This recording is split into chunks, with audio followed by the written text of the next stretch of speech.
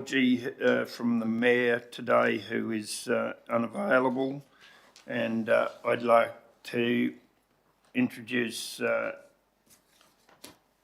Councillor Pastor James and Cherie McCulloch. I believe they're online now. Yeah, good morning, Deputy Mayor, councillors, and guests there this morning. It's my privilege to pray for the council and the Scenic Rim this morning. If we just bow our heads.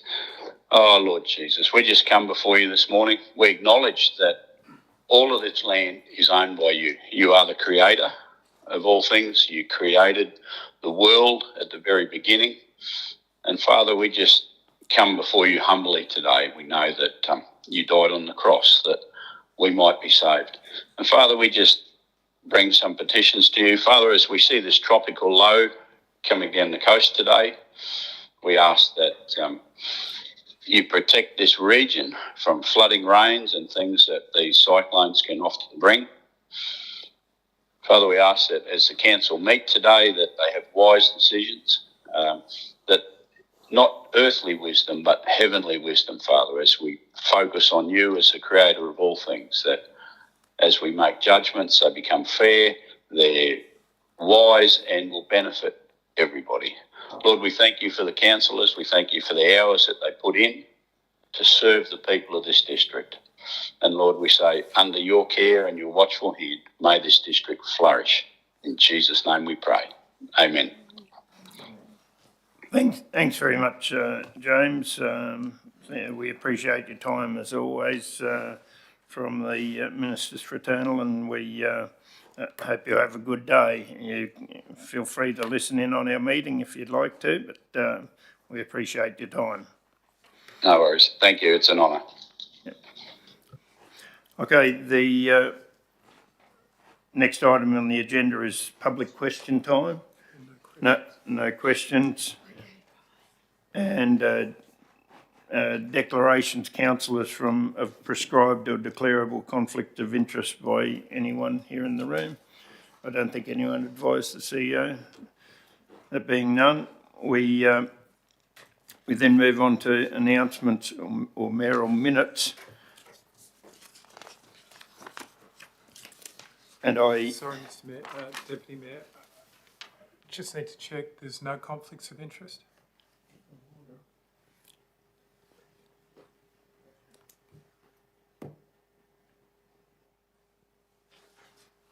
We'll deal with that as we go through it. Okay, thank you, CEO. Oh, you mean the confidential one? It's the whole agenda, yep. Yep. 3, Deputy, yeah. No, so 3, Deputy, you may wish to, if you have a conflict, identify the conflict, whether it be in the ordinary or in the confidential. Yeah, sorry, I apologise, I wasn't aware of that. Deputy Mayor, I'd like to declare I have a declarable conflict of interest in an item in confidential matters. Sorry, I don't have the item number in front of me, but... Yep, okay, thanks Councillor Moriarty. Moving on to mayoral minutes, as I would like to introduce a tribute to the late Phil Giffard, and councillors, I will ask Councillor Hay from Tambourine Mountain to, and who knew Phil better than probably anyone else in the room, but I'd just like to acknowledge the passing of a much loved and respected member of our Scenic Rim community, former Bay Desert Shire Councillor Phil Giffard. As a councillor and community member, Phil was committed to preserving the natural values of the Scenic Rim, particularly Tambourine Mountain, which he represented for residents and visitors to the region. I would now like to introduce Councillor Amanda Hay to say a few words. Thank you, Chair. Many members of the Tambourine Mountain and wider Scenic Rim community will be saddened, as I was, to hear of the passing last week of former Councillor Phil Giffard, who was in his 90s. Phil served just one term as a Bow Desert Shire councillor, representing the Tamborine Mountain community from 1994 to 1997. However, he has left a lasting legacy in his commitment to standing against incompatible development and protecting the mountain's natural values. Phil and I were great mates, and I still have his copies of the Tamborine Mountain Development Control Plan No. 1 from 1997, which makes interesting reading. He rang me regularly to keep me up to date with what was going on from the residents' perspective, and also to inquire about what was going on at council, particularly in relation to developments such as the Kidd Street development and the Gallery Walk car park. A former electrical engineer, Phil retired to Tamborine Mountain from the Gold Coast in 1991 with his wife Pam, and soon became involved with the local community, and he was a very active community member. He became a frequent writer of letters to the editor in the Tamborine Mountain News, which led to him becoming a columnist for the local paper. In 1994, at the urging of the local community, he stood for council after weighing up the pros and cons with his wife Pam.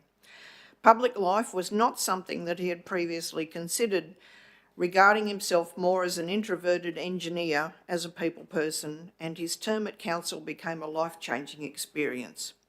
Phil's election coincided with the council's progression of the Development Control Plan, and he was instrumental in facilitating the input of the Tamborine Mountain community. On leaving council, Phil and Pam settled into retirement and enjoyed travelling until Pam suffered an accident 13 years ago and Phil became her carer.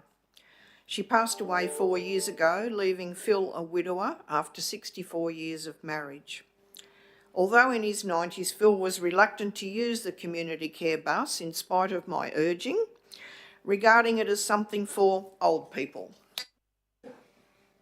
However, once he was convinced that it would increase his mobility, he could no longer drive, Phil gave it a try and was happy to report back that it was a great thing, as he was the only male on board apart from the driver. So that was a good result.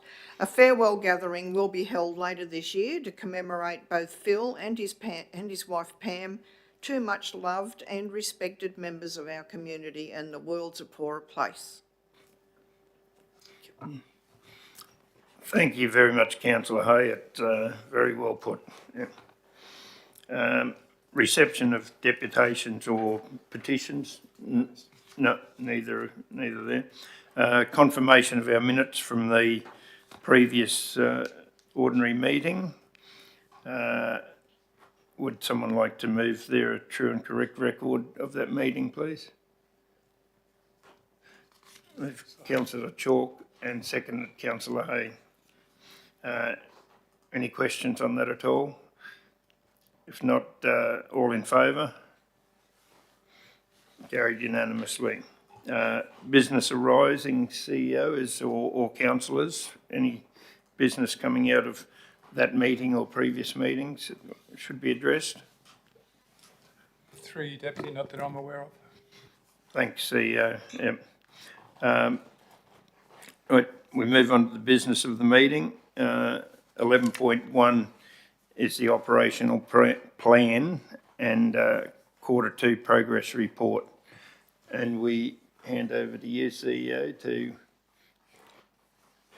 No, we hand over to the councillor. Yeah. Sorry. Yeah. Thank you, Chair. Yep.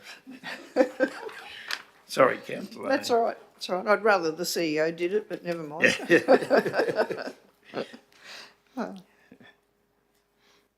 I'd like to introduce item 11.1, the operational plan for 2024 to 2025, Q2 progress report. There are 3 attachments to this agenda item for those who are listening and would like to look at those. The draft Q2 progress report against the operational plan 2024-2025 is provided, reporting against the period from the 1st of October to the 31st of December 2024. A report on council's service delivery performance is also attached, which provides information about various council services. Additionally, Attached is a list of activities, including the operational plan, that require an extension to their end date or removal from the operational plan, and these are listed in attachment 3. There are 118 activities in the operational plan 2024 to 2025. As at the 31st of December 2024, the end of quarter 2, 5 activities had been completed, 76 were on track, 31 were being monitored and 5 required attention. A reduction from 16 activities reported in quarter 1. For the activities that were assessed as requiring monitoring or attention at the end of quarter 2, the report provides comments about the reason for their lack of progress and what action is required to rectify this status. It's got some notes here. No, it's all about.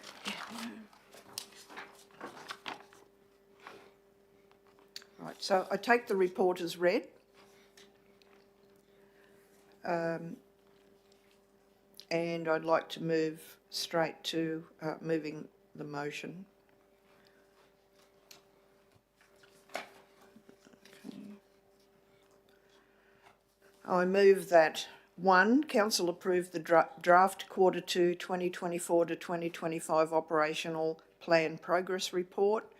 2, Council approved the draft quarter 2 2024 to 2025 service delivery report. And 3, Council endorsed the requested amendments to the 2024 to 2025 operational plan, which are contained in attachment 3. Thank you, Councillor Hay. Are there any questions to Councillor Hay or to any of the staff? No, but just discussion? Yes. Yeah, perfect. Okay. So I know this gets a bit dry and a bit boring, but goodness me, it shows what amount of the huge amount of work that council is undertaking. So the report provides council and the community with information on the successful delivery and progress of services across the region each quarter, and the outputs are measured. There are several impacts such as natural disasters, market conditions, resources, is always a challenging thing, and a number of activities which were planned and were supposed to be completed have been granted extensions of time. But I just wanted to add that council has had to direct resources. Sometimes they're unplanned, however, it's always necessary to be included and involved. And some of those things are related to meetings with stakeholders discussing accommodation needs for the 2032 Olympics, along with providing data and submissions and reports to support the wire along rowing and equestrian bids for Scenic Rim. I'd also mention the continued engagement and meetings with stakeholders regarding the Bromwellton State Development Area, as there's so much more buy-in from the groups, such as, and some of the other works that we've done is the Chamber of Commerce meetings, the promotion of Shop Scenic Rim, engagement and support with Beaudesert CBD Retail Group, and commencement and promotion of the Shop Local vouchers for new residents. I wanted to let everyone know that we plan for business as usual. However, there's so much work, more work going on, and it's well outside the normal, and we have to sometimes shift focus and resources to get this all completed. So thank you for letting me chat. Thank you, Councillor Hay. In doing that, I take it you're seconding the motion of it, were you? I'd love to second the motion too. Thank you. Thank you. Anyone else got any questions on what's presented? Councillor Cryer? Not so much a question, just observation of the wide range of programs and services that are provided by council, including the Be Healthy and Active interagency and mental health network meetings and youth leaders, which the participant numbers have greatly increased over the time from quarter to quarter, which is a great thing to see. And also there's the development assessment planners have been attending a number of the cuppa in the communities throughout the region, and that is quite a good initiative. So yeah, I just wanted to point out a couple of things there which are very good. Certainly good. There's a lot of activities going on, that's for sure. Any other? Sorry, Councillor Hay? You'd like, yeah, give me time. Anyone else like to say anything else before I refer back to Councillor Hay to close the debate on this? Yes, Mr. Chair. I just want to thank the staff members who are able to take change in their stride and make all these things happen. Thanks, Councillor Sanders. Over to you, Councillor Hay, to close the debate. Thank you, Chair. I'd just like to point out for those listening or in the gallery who are interested, some of the interesting things that are in that report. So at page 21, there's a mention of the significant trees, parks and amenity strategy, and that's expected to be completed by the 30th of June 2025, which is fairly topical at the moment. On page 29, we have performance statistics, particularly about road corridor use approvals and road maintenance requests received, which have increased significantly from 563 to 746. There's also been, as noted on page 38, a significant increase in the number of right to information applications that have been received by council and are in various stages of assessment and finalisation. On page 39, it was interesting to note the number of ownerships of properties that have been processed. I wasn't aware that we have such a significant turnover of properties until I read this, and in quarter one there were 617 and in quarter two there were 357, so that's a fairly high turnover of properties in the Scenic Rim. On page 39, it details that revenue outstanding is significantly higher for quarters 1 and 2 in this financial year than in the previous quarters for the previous financial year. And on page 41, people might like to have a read and see the staggering number of emails and pieces of correspondence that council staff have to deal with. It's mind-boggling that we can actually respond to this sheer volume of communications that we receive. We've also had at page 54 a review of the infrastructure charges recovery, and there's now $2.3 million, which is now payable now, and there's also mentions of regulatory services at page 56. And with that, I'd like to close. Thank you. Thank you, Matt. I'd like to put the motion 11.1. Those in favour? Carried unanimously. We move to 11.2 and I'll ask Councillor Chalk to introduce this. Thank you, Deputy Mayor. I'm pleased today to introduce report 11.2, which is the 2025 Scenic Rim Advocacy Plan. As a way of introduction to this item, with the 2025 Australian Government election anticipated to occur in early 2025, a review has been undertaken of the Scenic Rim Regional Council's Advocacy Plan, which was originally developed in the lead up to the 2020 state election and then again in the 2021 federal election. The document has been developed to highlight to political parties and candidates critical issues identified within the Scenic Rim and seek their commitment and support ahead of the election. A review of the document has been undertaken to identify the issues that have been addressed since the 2021 Australian Government election, the issues that remain relevant to the region and which are now irrelevant to the Australian Government elections, and critical issues that have emerged since the first advocacy plan was initially developed. I think it's a great initiative around elections. We rely a lot on other levels of government to fund infrastructure needs of our region. So this document is put together, identifies and addresses some of that. I'll proceed now to move a motion that 1, Council endorse the Scenic Rim Advocacy Plan for distribution to political parties and candidates to seek their commitment of support ahead of the 2025 federal election. 2, Council prepare suitable documentation and undertake actions to promote the Scenic Rim Advocacy Plan, including posting on Council's website.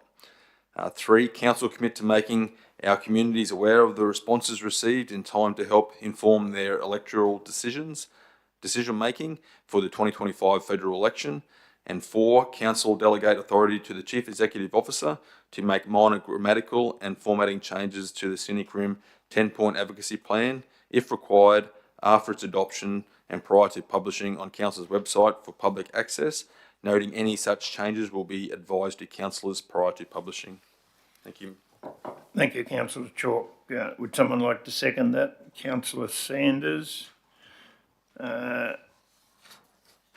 Comments regarding the advocacy plan, the resolution that Councillor Chalk's just put forward? Yes, please. As a community representative for Bow Desert, I would like to highlight some of the most important and key aspects of the advocacy priorities. Salisbury to Bow Desert passenger rail. This infrastructure is the key driver to unlocking the growth potential of Bow Desert and Glen Eagle to provide affordable living opportunities, including higher density transit-oriented development around the 3 railway stations currently proposed in the Scenic Rim. Vital, absolutely critical. We need to shout it from the rooftops. Bow Desert needs passenger rail. We need it now. The crossing to Boona, at Boona, how many times do we find out that that's the Teviot Brook between Bow Desert and Boona has flooded again and we can't get through, and of course Brommelton, the state development area. Given its significant size and lack of competing areas, as well as the development of inland rail, the Brommelton SDA has the potential to provide considerable economic benefits to the region, generating valuable jobs, and unlocking these benefits will require closely working with the state government, which controls all planning and development across the state. So we need to be continually pushing, and I really congratulate the staff for putting together such a comprehensive document. But I reiterate the most important things I think at the moment: the rail, the crossing at Boona, the Brommelton SDA, and the PCYC. We are a growing community. We need our help, some help. Thanks, Councillor Sanders. There certainly are a few important things. Councillor Hay. Thank you, Chair. Just a question to the relevant officer, please. We've, on the last advocacy plan, we had 10 items listed. We've grown to 12 this time. Is the officer able to give an update on what the outcome was of the advocacy for the 10 things we originally sought assistance with in the last plan, please? Through you, Deputy Mayor, I might just go back and say that with the last plan, it was very much a little bit rushed as we went through that one to try and get it up. So this one's far more refined. I might go through the acting general manager to the manager. Thanks, Julie.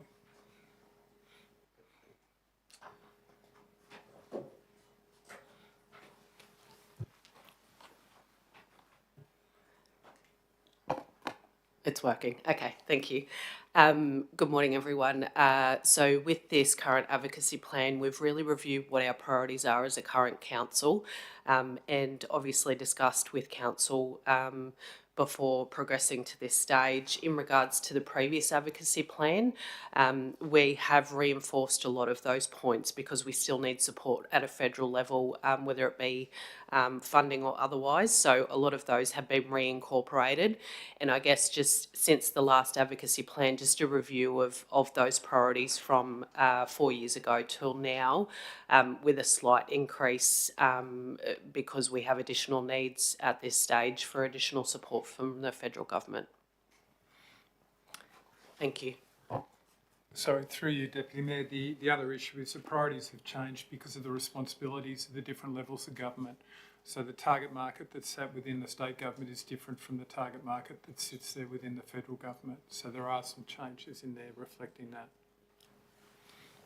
I just have one further question, and that is on page 80 of the agenda.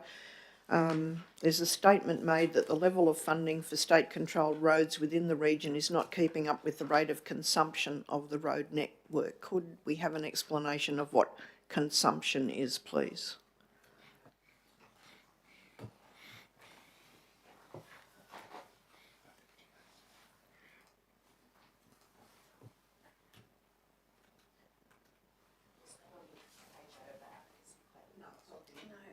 About to bring it up. Sorry, Julie. Struggling to.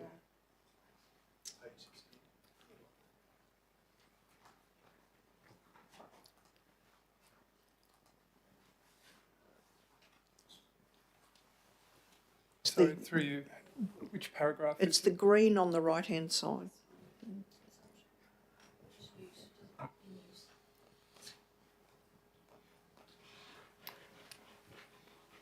Through you, Deputy Mayor, I think that is simply just referring, it's a global statement putting forward the fact that we need more investment in road infrastructure across the entire region. So whether that be through some of the black spot funding or the roads to recovery, well, not so much a black spot, but more so the roads to recovery funding that comes through each year, it's probably more than likely referring to that. I know we don't have Shane in the room, but he would be able to explain that. But I suspect it's to do with the annual amount of money that comes through the financial assistance grants at the same time. So it'd be that money going out into the road hierarchy. My question was more about what is consumption of the road network? What do we mean by that? Use.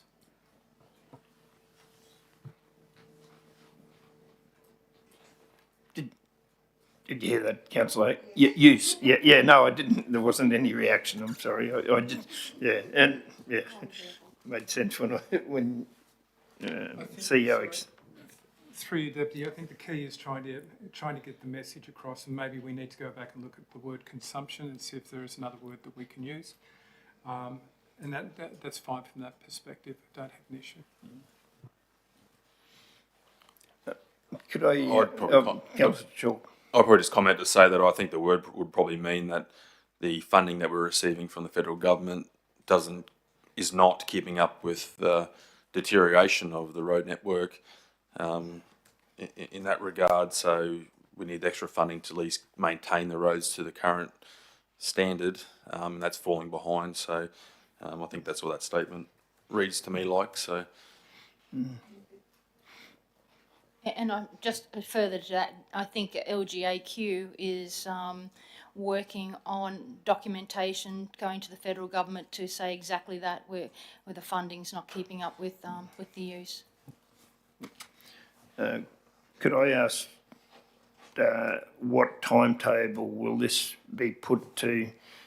I know nominations haven't been called yet, but it's the election will be held before the end. Has to be held before the end of May. Are we ready to go with this as soon as the day that the election is called? Yeah, absolutely. So we'll start posting on our channels that we control through our council website, and we'll start the printing process for the Plan 2 prior to mail outs. Through you, Deputy, I think councillors may remember I emailed out the Sunshine Coast advocacy plan, so they've already got theirs online. So once this one, presuming that this goes through council, this will go on the website sooner rather than later. Yeah, that'll be good, I think. More exposure, and the quicker we get that, the more feedback we might get, and more importantly, the commitment we might get from candidates. Okay, other statements, questions regarding this? Councillor Chalk, would you like to sum up, please? I'll sum up, I guess. I definitely agree with all the 10 priorities listed in the advocacy plan, and I think it's a good way to go about pushing the agenda of the Scenic Rim region residents. This document is a probably live document. It's always going to be changing and have different priorities as we go along, and I think it's important to keep it relevant and keep it and to be able to put forward to people within power at the different levels of government. As I said earlier, it's a very important part of the way we fund our business, is getting that help from the state and federal government, and the work is always continuing to get the funding back to what it was 20 years ago, when we used to get close to 1% of taxation in Australia, and at the moment I think it's sitting at about 0.58%. So it has been significantly reduced over that period of time, which just puts the emphasis back on the ratepayer to pay more rates to continually fund that infrastructure. So there's definitely a message that we need to get across to our federal counterparts through this election, that they can't just skimp us on the funding. They need to play their role in it in a significant manner. So I thank the staff for putting this together and their work behind the scenes, and they certainly have had a fair bit of input from the councillors, And as I said, it'll be something that we can continually to work on over the years and keep very relevant and fresh. So I endorse this motion. Thanks, councillor Chalk. I'll put the motion. Those in favour? Carried unanimously. I'd like to next introduce 11.3 Scenic Rim Eat Local Month Update, and I'll ask councillor Sanders to lead on it, please. Thank you, Mr. Chair. As the Portfolio Councillor for Tourism and Regional Events, it gives me great pleasure to introduce item 11.3, Scenic Rim Eat Local Month. The regional events team has moved to make Scenic Rim Eat Local Month a break-even event over time. It has become a signature event and very successful. And for the first time in 2025, the branded Winter Harvest Festival carry bag will be sold at point of online purchase to assist in cost recovery. To soften the transition to this paid model, it is proposed that the farm angels be aligned to receive a proportion of the income generated per bag. Given Winter Harvest Festival's focus on farmers and local producers, Farm Angels is the preferred charity to benefit from this initiative. The fundraising work they do has and will continue to directly benefit Scenic Rim farmers during challenging times. The 2025 Winter Harvest Festival will maintain the 2024 online ticket price of $15 per adult, $12 concession and group of 10 or more, and children under 12 free. However, the gate entry price will be increased to $20 per adult to encourage online purchasing. So I'll move to the motion. The recommendation is that 1, Council approve the alignment of the Farm Angels charity to be the recipient of a proportion of the income generated through the sale of the Winter Harvest Festival branded carry bag. And 2, Council approve to change to Council's 2024-25 fees and charges schedule in relation to Eat Local Month and Winter Harvest Festival fees outlined in the report. And 3, Council note the revised ticket price for gate entry at Winter Harvest Festival. Thanks, councillor Sanders. Would someone like to second that motion? Second, councillor Chalk. Would you like to speak further on that, councillor Sanders? I think I have given the background. No further. Okay. Right. Okay. Questions or discussion on the 11.3?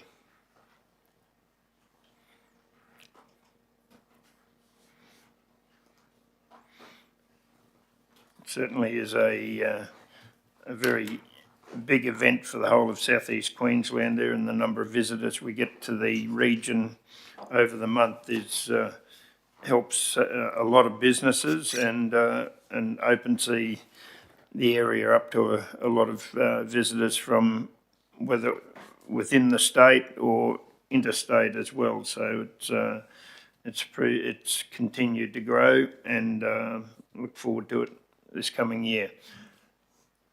No other questions? Just, Mr. Chair, if I just can say, I really, like you, I really enjoy going to this event, and I get to talk to people from outside the region that come into the region. One of the comments was that they'd like to have this every week. I just thought the staff would all die when they heard that, but yeah, it's obviously successful and people love coming to it, and I think this is a great way to go forward, and it's great for getting people to visit our area. Yep. Thank you, councillor Sanders. If there's no questions or comments, councillor Cryer? Yes, I don't think that we could manage the tractor pull every week. Maybe you'll have to improve your muscles, councillor Cryer. Do some bodybuilding or something. Okay, I don't think we could handle Eat Local Month every week of the year either. Yeah. Okay, if there's no other discussion, I'll put the motion. Those in favour? Carried unanimously.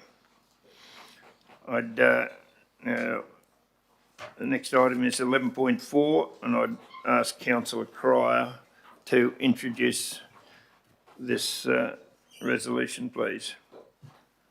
Thank you, Chair. I would like to introduce report item 11.4 MCU 24/043 development permit for material change of use for a dual occupancy and reconfiguring a lot access easement located at 36 Bartle Road and 62 Bartle Road, Tamborine Mountain, described as Lot 1 RP 178303 and Lot 23 RP 40985. I take the report as read.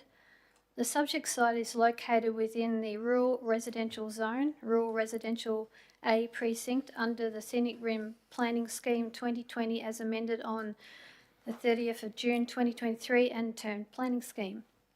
In accordance with the Table 5.5.16.2 of the Planning Scheme, the application is categorised as impact accessible, with the assessment benchmark being the entire planning scheme. The subject site is located within overlays including bushfire hazard, environmental significance of a vegetation management area, landslide hazard and steep slope, transport noise corridor of a mandatory area, high order roads, and a road hierarchy which is within the state controlled roads and access. I now move to the motion option 3 that 1. Council receive and note the report titled Development Application MCU 24/043 for a development permit for material change of use for a dual occupancy and reconfiguring a lot access easement through Lot 23 RP 40985 over the property located at 36 Bartle Road and 62 Bartle Road, Tamborine Mountain, formerly described as Lot 1 RP 17808303 and Lot 23 RP 40985.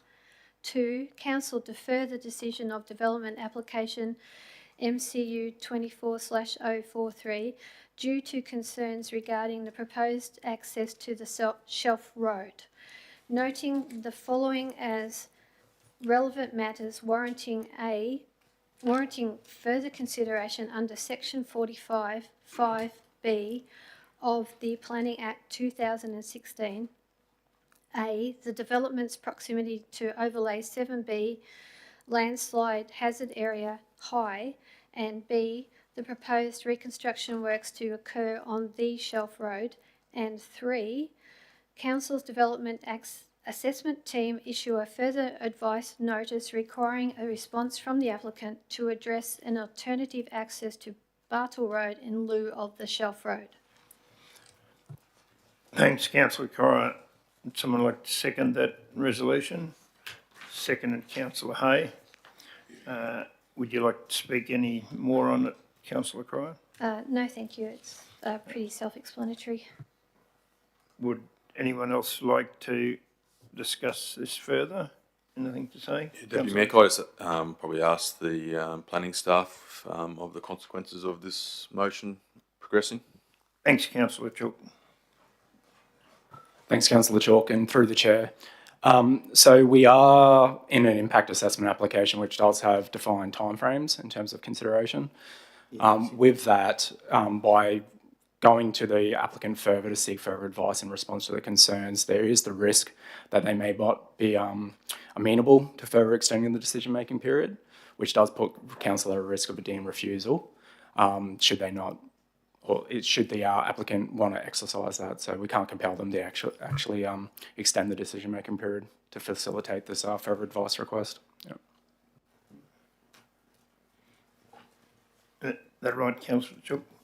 Satisfied? Any other questions or? Okay, no other. Is there any more discussion needed on this resolution? If not, I'll put the motion.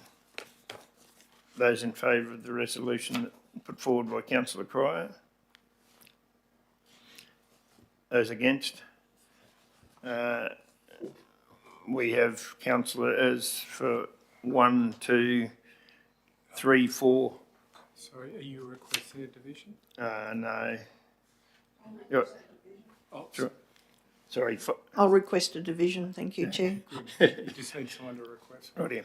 Okay, those in favour being councillors for Division 1, 2, 3, 4 and 6, and those against Division 5.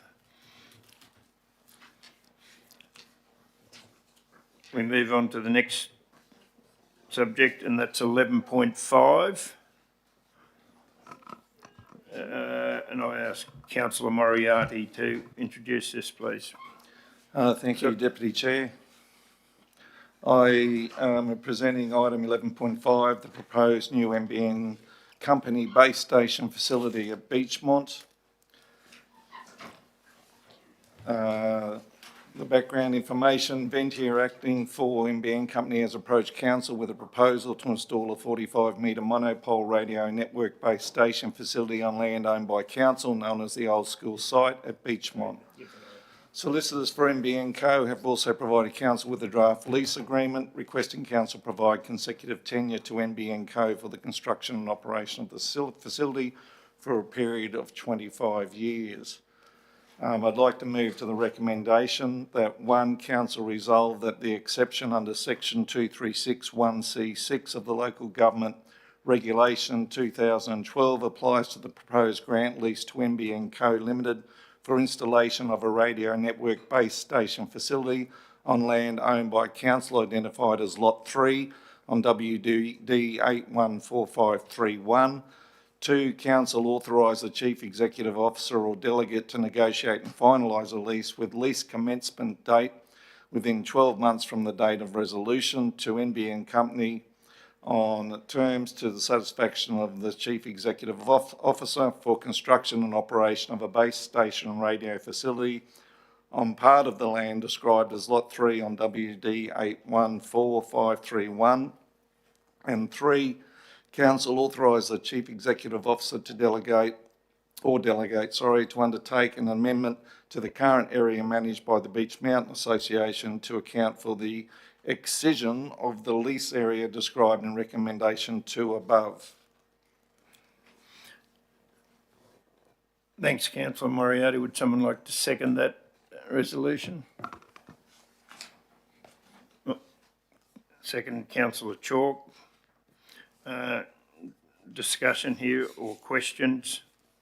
This has been an ongoing issue for some time. And If I could speak further to the motion.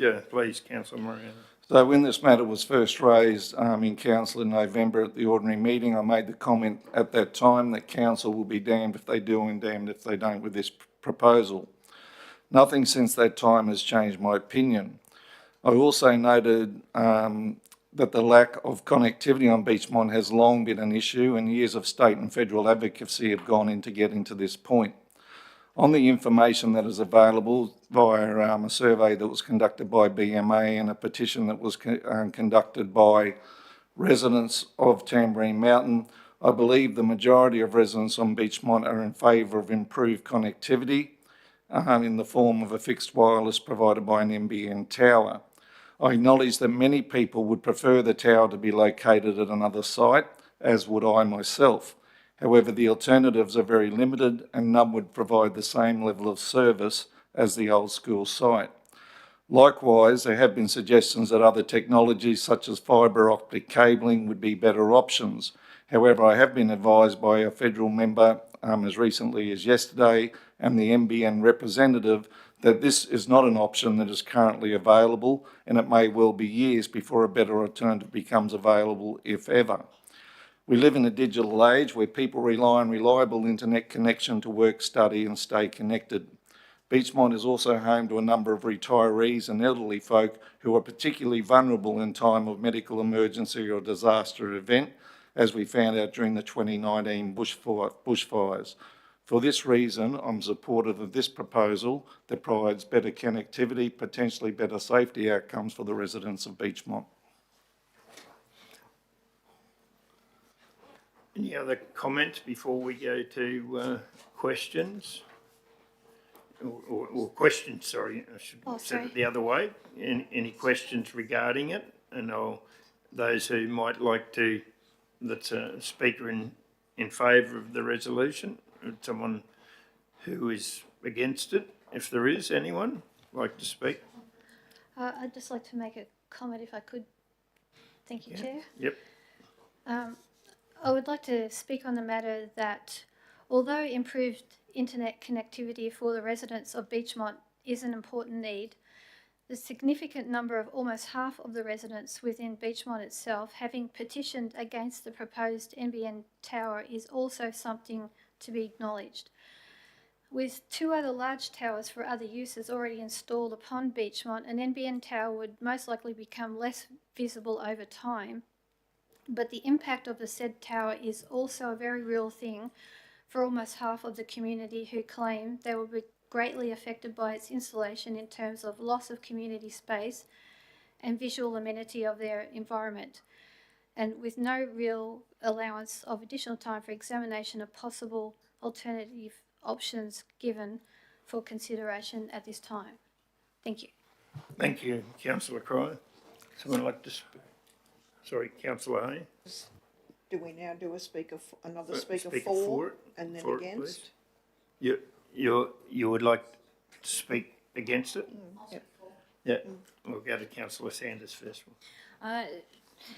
Connectivity is so vitally important, and if we miss this chance, there could be consequences. And if there was a disaster to happen at this in Beechmont or in those areas, it could really come down to meaning a loss of life, and that's the worst possible scenario. But if there's no tower and a disaster such as a wildfire or a storm happen again, in worst case scenarios, that could be it. So after discussions with NBN, we were advised that other sites have been reviewed, and the area that gives the most efficiency and coverage is this one. And the application is for this site, and there are no other applications to be considered at this time. And there is a timeline for the NBN for the contract to be signed. And if we don't do it this time, we may lose the option. It may not be offered again for many years, which is exactly what Councillor Moriarty said, and may mean hundreds of thousands of dollars for council to request another option. However, if the community wants to self-fund a connectivity option, that could mean tens of hundreds of thousands of dollars for the community. So look, I do understand, damned if we do, damned if we don't. But after the time that it took for myself and my family to get NBN, we had to make complaints through our federal members just to work from home. And let's not forget that if you want to apply for a job at the local Woolworths, Coles, or those sort of places, you actually need to be putting in applications and maybe having to use whatever connectivity options are available. I think if we don't do that, the community would really be impacted for the negative. Thanks, Councillor Sanders. Councillor Hay. Thank you, Chair. Rarely has there been such a divisive suggestion such as this one for Beechmont, and whilst it's not in my division, we are elected to represent the entire region. And I'm concerned that we very rarely have petitions that have such a vast number of people against what's being proposed, and that the percentages for and against are so close. Normally we might get 5 or 10% of people who are dissenting, but not the sheer number that we've had this time around. Whilst I appreciate that connectivity is particularly important, particularly given that it's number 12 on our list of advocacy issues for telecommunication improvement, I feel that given the amount of dissent within the Beechmont community, I don't have any option but to speak against this, given that it's not a widely accepted proposal. Thank you. Councillor Moriarty, I'll just hold for a moment for you to sum up at the end. Councillor Chalk, would you like to add anything at all, whether that be for or against? I'm supportive of this motion. I agree with the words spoken by Councillor Moriarty. I think it's been a long time coming, and I'm supportive of it. And so I'll pass it to Steve to summarise. Yep. Okay. Over to you, Councillor Moriarty, to sum up. Thank you, Deputy Mayor. I think the important thing to remember in all of this is in the petition with a number of petitioners who are against the proposal, my sense is, having spoken to a lot of people in the community, that there are a lot more people against the location, the proposed location of the tower, than are actually against the NBN. That's my sense from the results of the survey from BMA and the petition. I did feel for a long time the only question that really needed to be asked was if the old school is the only possible location or only viable location, are you in favour of the NBN progressing? My very strong sense is, having looked at the results of the petition and the survey, but also from people who have contacted me from the community, is if that question had been asked, people would have been quite more accepting or more willing to support the NBN tower. So I'll just conclude on that note. Thanks, Councillor Moriarty. With that closing the debate, I'll put the motion. Those in favour? That's carried. Those against? It's carried 4 votes to 2. Just for clarity, the previous Division, please. Yeah, thank you, Councillor Hay. Division, those for it being councillors 3, 4, 5 and 6, and those against being 1 and 2. So that motion was carried. The previous one, I don't think I mentioned that it was actually carried. It was carried 5 votes to 1. So this being 4 votes to 2, this 11.5. So we move on to 11.6, and I'll ask Councillor Moriarty once again to introduce the Infrastructure Capital Works Program delivery.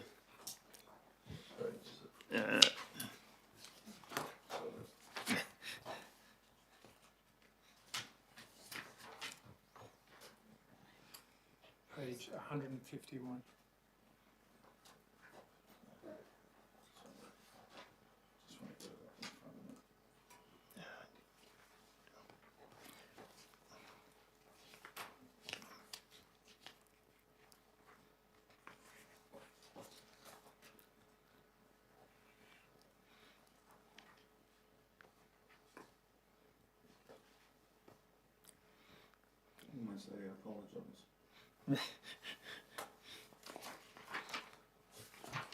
Thank you, Deputy Mayor. I'd like to introduce item 11.6, the 2024-2025 Infrastructure Capital Works Program delivery, December 2024. I note that the delivery of Council's Infrastructure Capital Works Program supports Council's investment in community infrastructure. An overview of the delivery status of the 2024-25 Capital Works Program is provided. I'd like to move the motion as presented, that Council note that the 2024-2025 Infrastructure Capital Works Program update as presented. Okay, thank you, Councillor Moriarty. Would someone like to second that motion? Sorry? Sure. Councillor Chalk, questions regarding this to the CEO or acting manager or manager? Thank you, Mr. Deputy Mayor, if I may, I just have one question with regard to the report. I note that it states that due to the timing of construction, it has been identified that $42.4 million worth of projects will not be delivered this financial year and are scheduled for completion in the 25-26 financial year. I would note that the report also states that this predominantly relates to the disaster recovery program of large externally funded project. Given that $42 million is a significant sum of money, I'm going to ask for more detail about the projects that are being carried over, when we can expect them to be completed, and any other relevant information that may be of concern to ratepayers. Thanks, Councillor Moriarty. Might just add to that question is, what percentage of that carryover will be done in July or August, just over the financial year? Yeah, not deep into next financial year. Through you, Deputy, to the Acting General Manager. Yeah, thanks, Chair. I'll defer to Shane. Shane, actually, we've just prepared a response for you, councillor.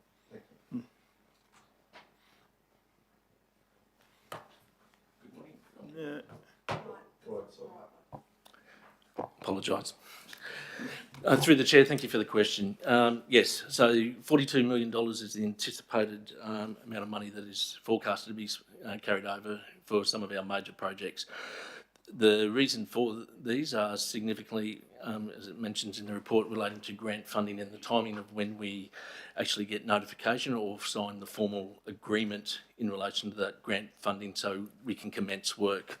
If I can utilise Gallery Walk as an example, it's down as 2.7 million to be carried over, that we only signed the funding agreement in December or late last year, commencing work 2 months later, like in February now, and it's a 10-12 month build. So that is the anticipated amount of money that will require next year to finish that work. The other projects that are identified there are very similar in vein. Kerry Road, where we've got 5.5 million, we got notification in relation to the National Heavy Vehicle back then of the grant. By the time we went through the design process, and a couple of little delays working with development in that area to make sure we optimise that future investment. Construction will start shortly, and once again, it'll be a 10-12 month build from that point of view. The other one along there was Hinchcliffe Bridge, similar type of situation, only signed the funding agreement mid last year, and by the time we get to the detailed design tender process, we commenced January. Once again, a time frame to deliver that project. Freeman Bridge is another one of just over $1 million. That's a partnership bridge project with Logan City Council. That's our contributions towards that project. Logan are managing that project on our behalf, and we're looking at resubmitting our grant application back for the Bridges Renewal Program, which is changed to get that funding. So that's the identification of there. The other major one is the 4.7 indoor sports, multi-sports facility of 4.7. So once again, that was recently announced. We're just in that planning phase, liaising with the external party as that optimum build for that precinct. So that's the identification of those projects, is how we recognise as part of our budget process the full amount of the project, so we can get that budget and start that planning and design or any other pre-construction activities, but we're recognising that full amount of the project there. And then this is just trying to give an indication to council and the community of some of those unspent funds, but they're still programmed to be delivered. It's just the timing of when we get the formal notification and when we can start work from there. The QRA is very similar. There was a lot of last year's flood event in January, February, where we've just started to get the approvals that we could commence the work, and that anticipated carryover, as well as some of those other projects where we're looking at getting betterment and having those discussions with QRA and just getting those approvals now and or recently, and then starting that delivery process from there. The only other one in there was $1 million for fleet, and that's just that anticipated time frame for some of our yellow plant machinery and our trucks that have got a lead time greater than 12 months under the still some of that current market. Yep. Further quick. Yeah, no, thank you, Shane, for that information and detail provided there. I guess if I read the report, and a lot of ratepayers, if they happen to have looked through the report, they would have the same question about, you know, we've got $42 million sitting there that's going to be carried over into the next year. That was the reason for my question, just to have some clarity about, so, you know, people are aware of the situation and the circumstances behind that. I appreciate your answer. Thank you. Thanks. Further questions, Councillor Hay? Thank you, Chair. Yes, if we could just scroll to page 156 of the agenda, please.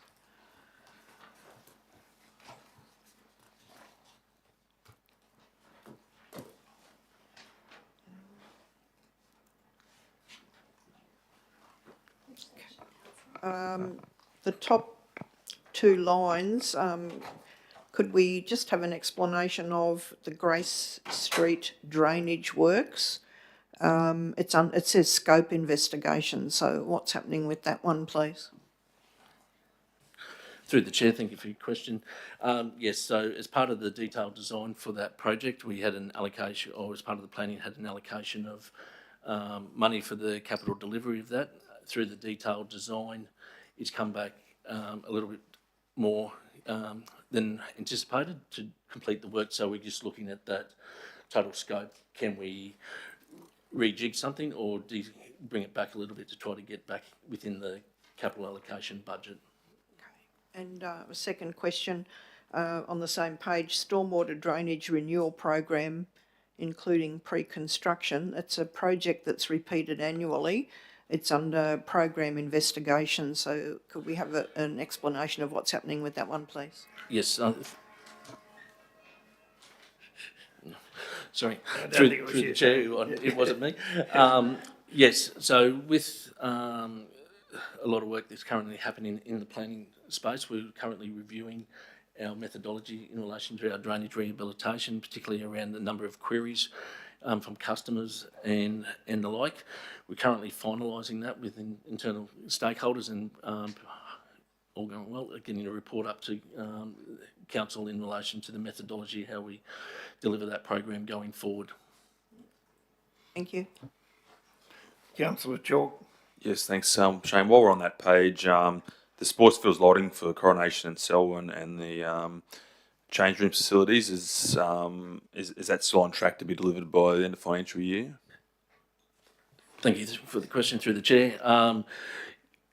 Yes, we're just with, I'll start with Coronation Lighting. So currently the tender's closed end of January or around the January mark. So we're just currently reviewing and just clarifying a few things through that procurement process. So hoping to engage a suitable contractor in the near future. Haven't been privy to the actual documentation around their timeframe for delivery, but our estimates at this stage would be very close, yes. The change rooms possibly may have a little bit of carryover based off of how we're going to deliver them through a design and construct contract, or particularly with the modular buildings in Bethesda at Selwyn and the, I only know them as the Kingfishers there. So once again, dependent upon what comes back out of the tender process from that point of view, but we're still planning that everything is all right. Councillor Cryer. Through the chair.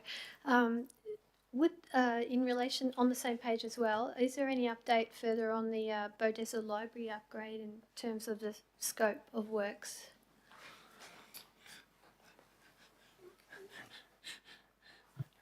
Through you, Deputy, I'll hand over to the Acting General Manager, Customer Regional Prosperity. Thank you, CEO. Yes, some work is occurring in the background on that. We are looking to bring forward a discussion paper to council in the next month to brief council on where that is at and some options that are available. Thank you. Thank you. Okay. No other questions or discussion on this? If not, I'll put the motion. Those in favour? Carried unanimously. Okay, we move on to 11.7, policy review, councillors' expenses and reimbursement, and I'll ask Councillor Cryer to introduce it. Thank you, Shane. Thank you, Chair. I would like to introduce report item 11.7, policy review, councillor expenses and reimbursement. I'll take the report as read.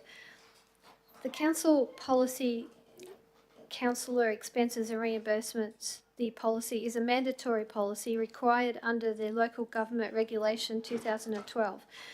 It provides for the payment of reasonable expenses incurred by councillors in the discharge of their duties and responsibilities as a councillor, and the provisions of facilities to councillors for that purpose. Following the declaration of the 2024 local government elections, the review of the policy was initiated to ensure that it is in accordance with the needs of the elected members. And following the initial review in May and August 2024, further understanding information around the policy and its provision was requested, and given, with a wide range of options having been considered as such, including from a vehicle being issued to each councillor through to an allowance for a privately owned vehicle. Based on feedback through a number of forums, all information has been considered and the policy has been further updated accordingly. So I now move the motion that option 1, that council adopt the councillor expenses and reimbursement policy. Thank you, councillor Cryer. Would someone like to second that? Councillor Sanders. Questions or comments regarding this report? Just a comment, if I may. I've read through the policy. I believe it's open, it's transparent, and it's fair.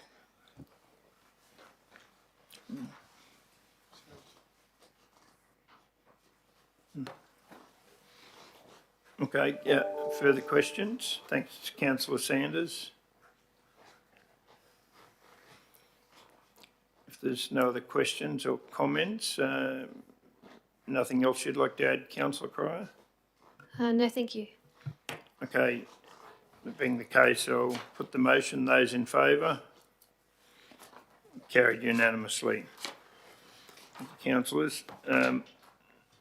The next one is the council monthly financial report for January 2025, and I ask councillor Sanders to introduce us. Thank you, Mr. Chair. I refer to page 186. Okay.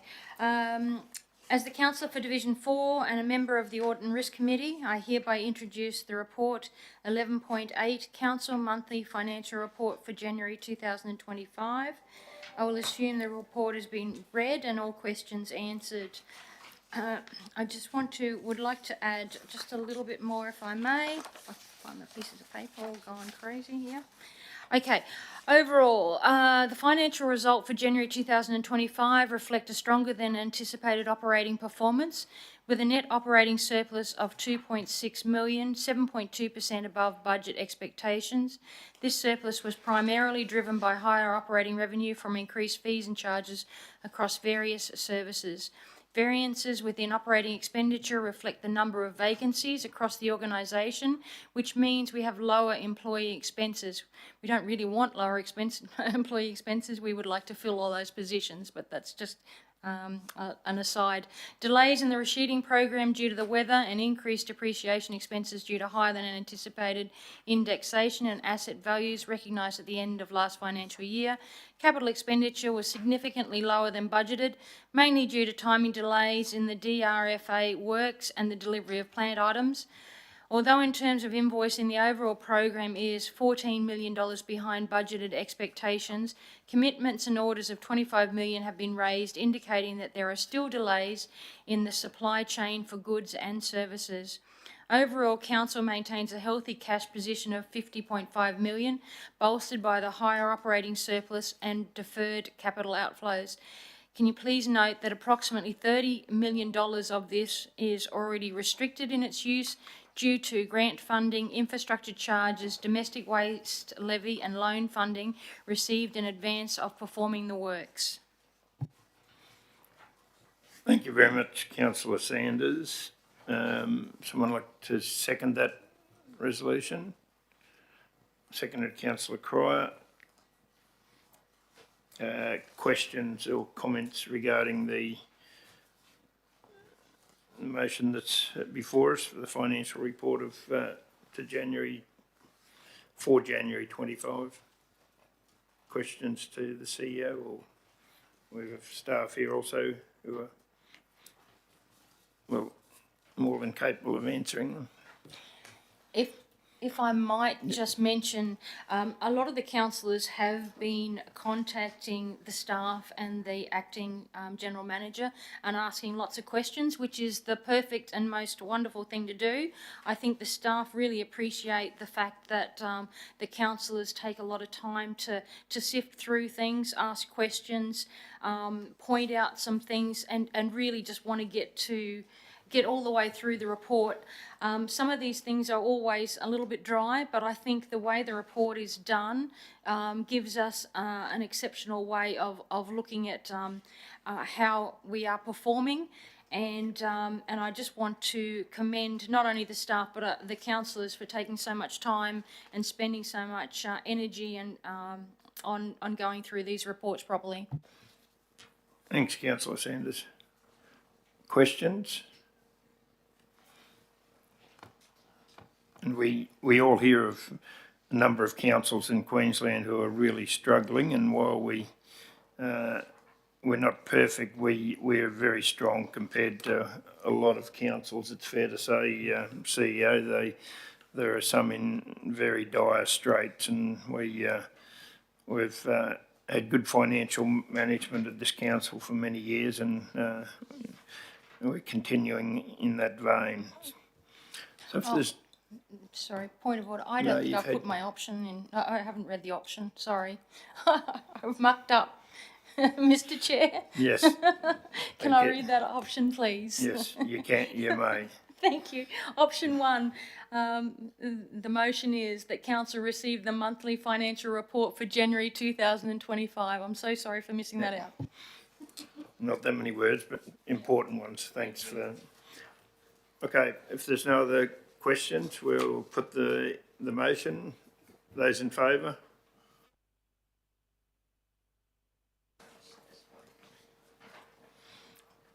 Okay, we move on to the 11.9, which is a December budget review, and I'll ask Councillor Hay to introduce that. Thank you, Chair. I'd like to introduce item 11.9, the 2024 to 2025 December budget review. I take the report as read, and I'd like to thank the staff involved in helping me to understand this, because it is a fairly dry topic, and there's a lot of facts and figures and numbers in there to get your head around. So I'd just like to read something out. First off, the operating surplus. Despite a $1.2 million decrease in the budgeted operating surplus, Council's financial position remains resilient, supported by higher fees and charges revenue, and the fact that several expenditure increases such as waste, leachate management and legal expenses are one-off adjustments rather than ongoing costs. The increase in depreciation expense, reflecting the rising costs of maintaining and renewing Council's infrastructure assets, will be an important consideration during upcoming budget discussions. An operating surplus of just under $5 million, or 4.3%, is still projected for 2024 to 2025. Council remains on track to achieve operating surpluses ranging from 1.0% to 5.4% in all years of the 10-year forecast, demonstrating long-term financial sustainability. Capital. Additional funding budgeted for disaster recovery funding arrangements, DRFA, and new community and recreational asset recovery and resilience program, CRARP. Don't you love acronyms? Funding. New council funded projects totalling $490,000 have been added to the program. Infrastructure charge receipts are now expected to exceed original expectations, and the forecast amended, further strengthening Council's ability to fund trunk infrastructure investments. Total capital program is now $148.9 million, of which $42 million has already been identified as to be completed beyond this financial year, in which we've just previously discussed.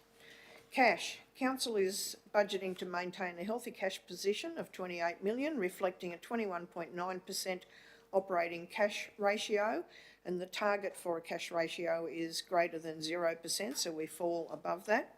And cash holding ratio of 3.7, and the target is greater than 3, so we're above that as well.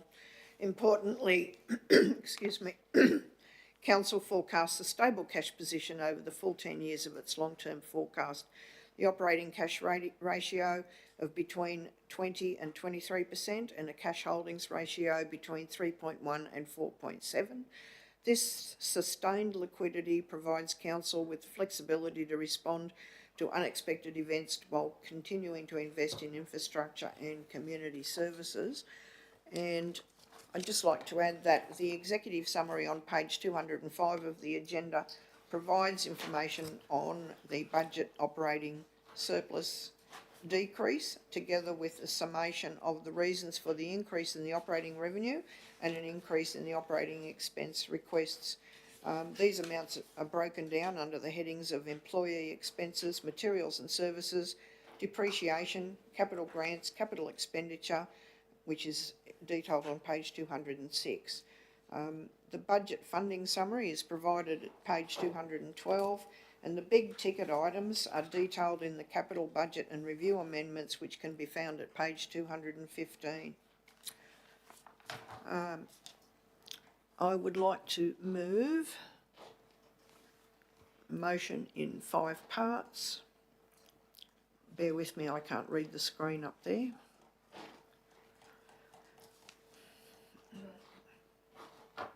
Okay, which is option 1. Then, in accordance with sections 169 and 173 of the Local Government Regulation 2012, Council adopt the 2024 to 2025 December Budget Review as outlined in the 1. Revised Statement of Comprehensive Income for 2024 to 2025 and through 2026 to 2027 inclusive. 2. Revised Statement of Financial Position for 2024 to 2025 through 2026 to 2027 inclusive. 3. Revised Statement of Cash Flows for 2024 to 2025 through 2026 to 2027 inclusive. 4. Revised Statement of Changes in Equity for 2024 to 2025 through 2026 to 2027 inclusive. And 5, revised relevant measures of financial sustainability. Thank you. Thank you, Councillor Hay. Would someone like to second that motion? Seconded, Councillor Chalk. Discussion, questions regarding the budget review?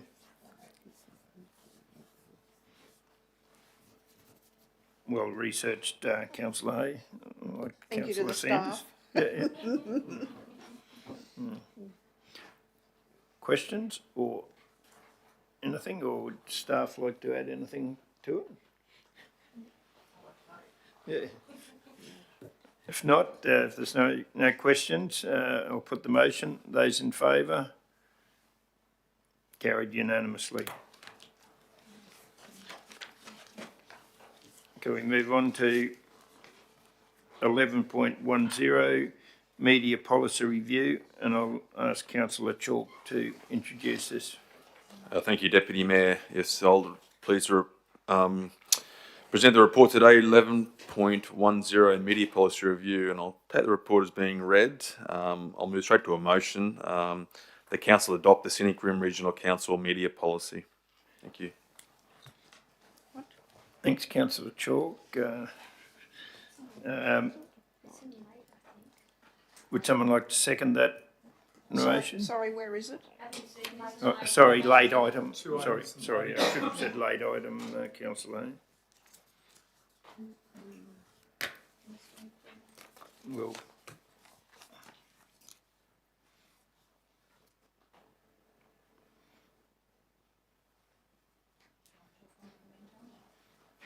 yeah, that was before the other. Which one is it? Where is it? That one?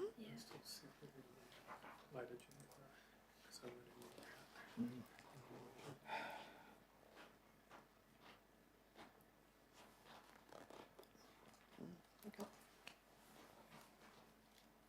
All good. Yep, right. Okay, this had been discussed at a briefing session, and we did talk quite a bit about it. So we did have a seconder for that. Thanks, yeah, Councillor Sanders. Okay, questions or comments regarding there's very minimal changes to where we've been. Is that right, Manager? Yeah, so there's very few changes there at all, so something that should be reviewed every so often. We did talk through parts of it there, and there's a number of questions on it. Okay, if there's, sorry, Councillor Hay. Thank you, Chair.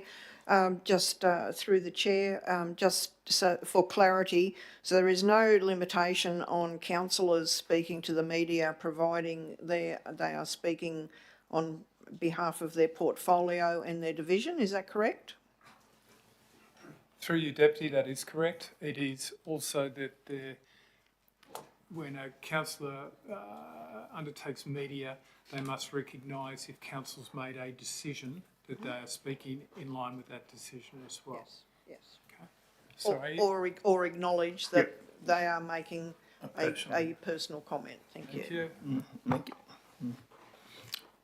Okay, Councillor Moriarty. And just confirming that the Mayor is able to authorise councillors to speak on particular matters.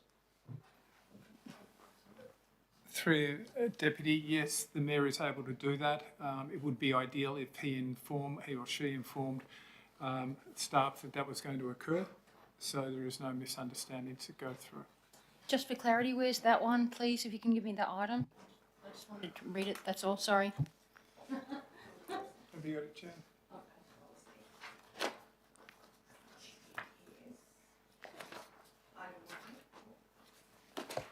Sorry. In relation to the policy, item 1, where the authorisations of the Mayor can authorise spokespeople or a spokesperson. Jen, could you speak up a bit closer to the mic? Seldom do I get asked to do that. Sorry, just That's so, all right. so the audience can hear. Yeah. So it is 4.1.1, Councillor, to answer the question in regards to the permissions. The general rule of thumb is the Mayor is still the official spokesperson on behalf of Council. The Mayor can delegate other councillors or elected members to speak on behalf of Council. As the policy states, it is encouraged or recommended or required that you liaise with the relevant staff to support the any response provided.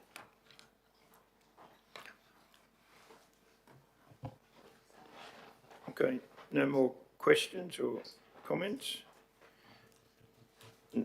Nothing to add, Councillor Chalk?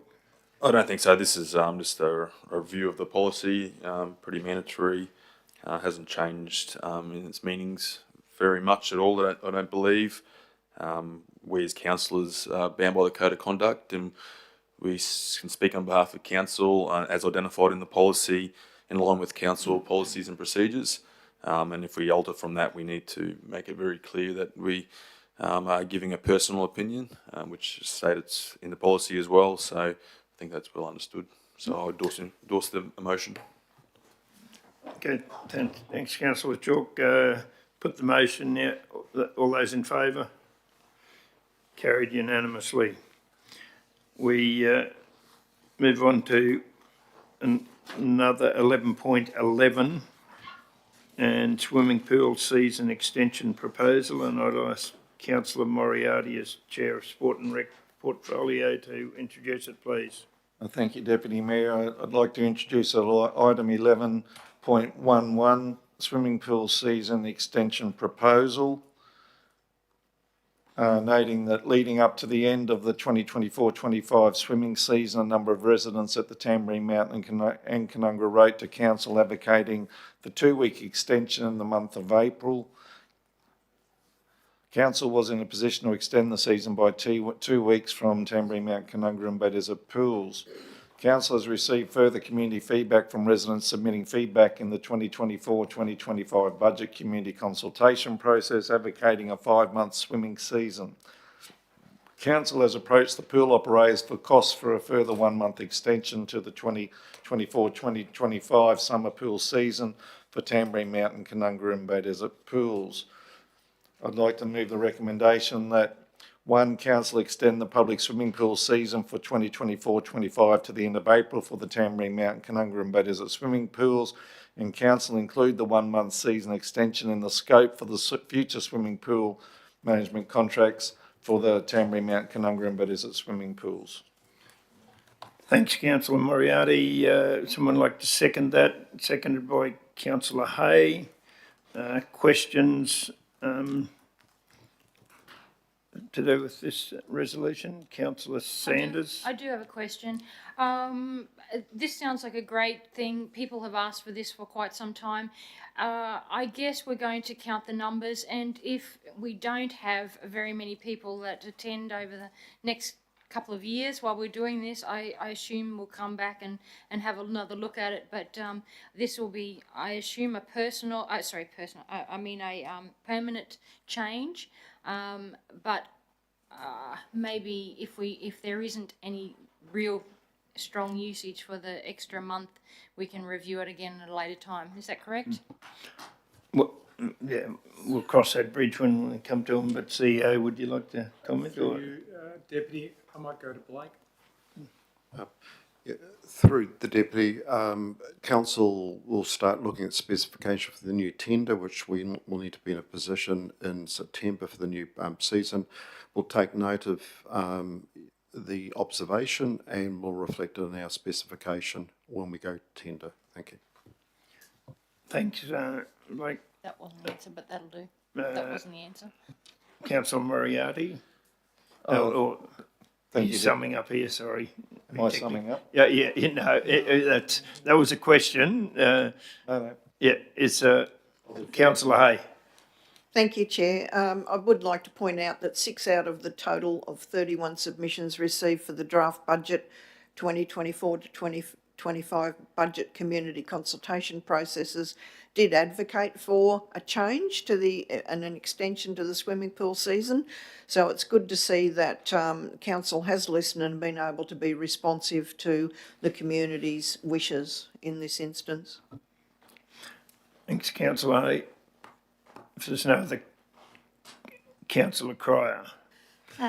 Yes, thank you, Chair. I'd like to also point out that the attendees per season have been increasing significantly as well since its inception, and so that actually brings down the average cost per attendee as going forward. So that's a positive in extending the whole season.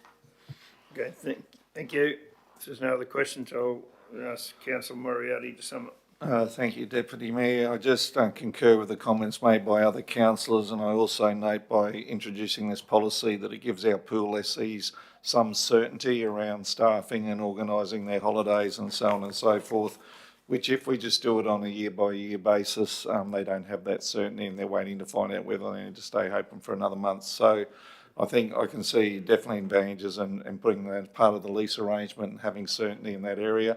Also for our public and the community as well, that they know how long the pool's going to be open for. And I can only agree with the other councillors. I drive past the Canungra pool quite early in the morning, quite frequently, and the car park at Moriarty Park there is quite full most mornings.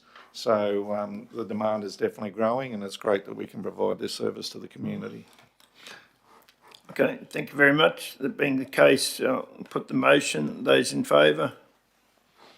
Carried unanimously. With councillors, we have 2 confidential items. I'd like someone to move that we go. We've got to deal with conflict. You've got to go through conflict of interest while you're in open. No, right. Okay. Sorry. Sorry. Yeah. Before we close, the CEO reminded me that we should. So we're still in open for a moment.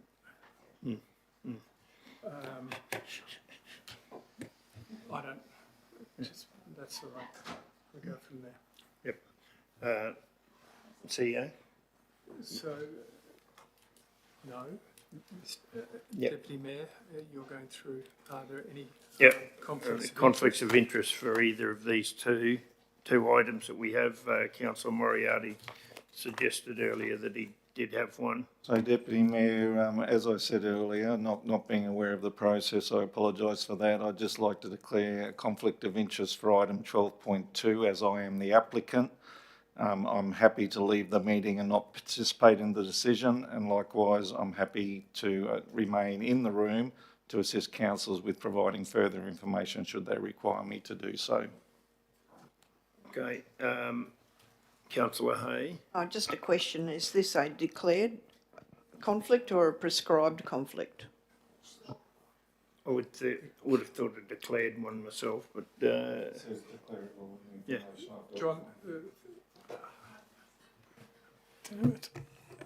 through you, Deputy, the council's put down it's declared, that's gone. John's been communicating with me throughout the meeting, so it declarable is what's been put forward. Okay. So we, So you want a motion? yeah, that we accept the declarable conflict. I can move a motion also. I can move that Councillor Moriarty has a conflict and should leave the room Yeah. while we discuss this item and vote on the item.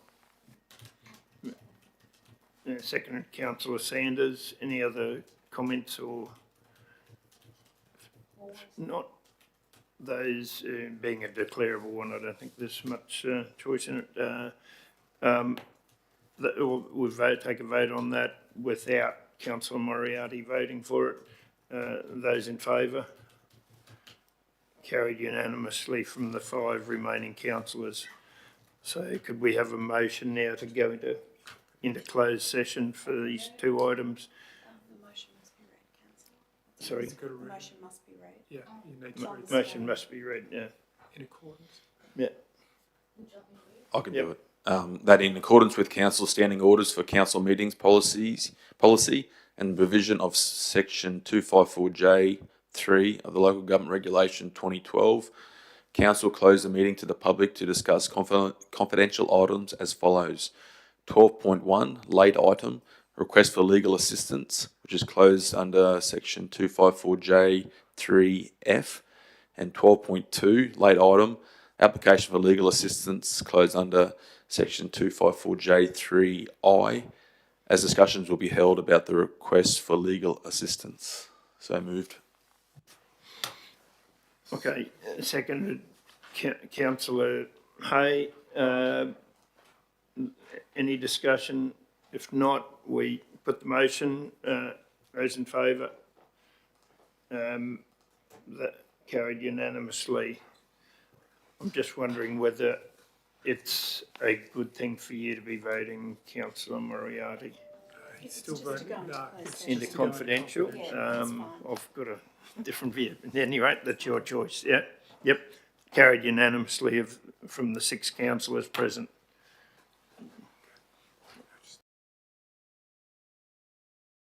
David?